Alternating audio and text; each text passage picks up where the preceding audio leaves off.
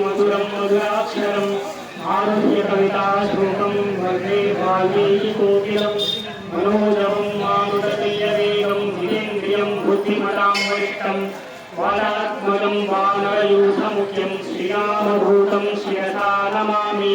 అందరూ కూడా ఆంజనేయ స్వామిని తలుచుకోండి. ఈ ప్రత్యక్ష దైవం రామాలయంలో ఖచ్చితంగా ఆంజనేయ స్వామి గుర్తుపడికి వచ్చి రాముని కార్యం జరుగుతుంది కాబట్టి ఆంజనేయ స్వామి ఇక్కడే ఉంటారు. ఆయన ఒకసారి అందరూ మంత్రులు నడుచుకున్నాం. జై బలో హనుమాన్ మహారాజ్ కి జై శ్రీరామ్. ప్రతి సంవత్సరం ప్రతి గ్రామంలో శ్రీరాముల కళ్యాణం అంగరంగ వైభవంగా జరుగుతుంది. మన ఇంట్లో కూడా వివాహ కార్యక్రమాలు జరుగుతూనే ఉంటాయి, మన ఇంట్లో కానీ మన బంధువుల ఇంట్లో కానీ.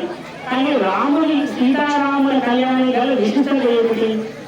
వెంకటేశ్వర స్వామి ఉన్నాడు, నరసింహ స్వామి ఉన్నాడు, శివుడు ఉన్నాడు. ఆమె యొక్క కళ్యాణాన్ని ఎందుకు ఉన్నాడు? ఓం భువ ఓం శివ ఓం మహ ఓం జన ఓం తవ తత్సంతర్వరేణం భర్గో దేవస్య ధీమహి ధియో యో న ప్రచోదయాత్.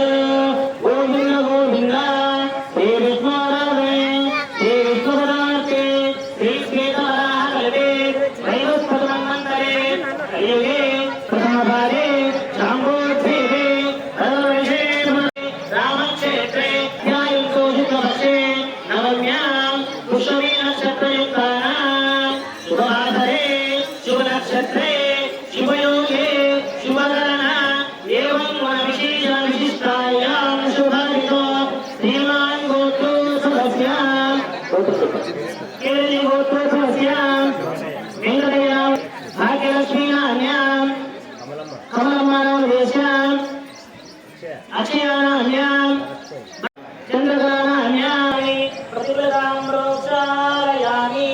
ఏషస్తర్వదాయాం ప్రతక్తం సర్వమూర్తంగా ధృతో విశ్వవేదమానాం. అందరూ కూడా మనసులో గణపతి దేవుణ్ణి స్మరణ చేసుకోండి. ప్రతి ఒక్కరూ కూడా ఏ కార్యక్రమం నిర్విఘ్నంగా జరగాలన్నా, మన యొక్క ఇంట్లో అనుకున్న కార్యక్రమం తలపెట్టిన వెంబడి పూర్తి అవ్వాలన్నా మనం మొట్టమొదటిగా చేయాల్సినటువంటి భగవంతుని పూజ గణపతి రాజన.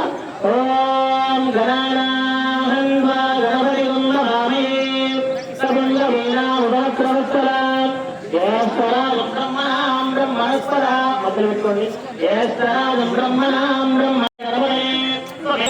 శ్రీమద్ శ్రీకృష్ణాయ శ్రీవాసాయ మంగళం. మహాగణదేవతాభ్యో నమః.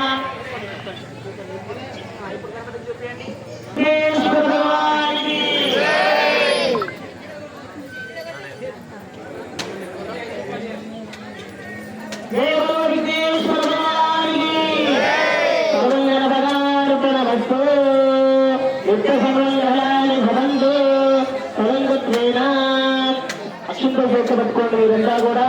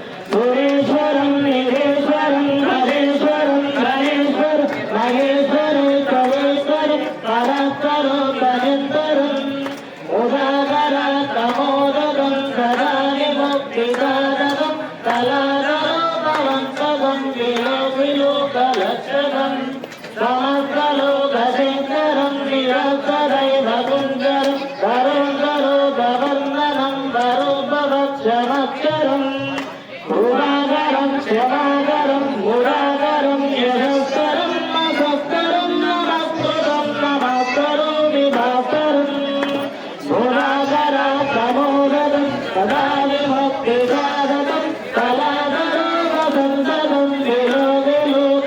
శరణం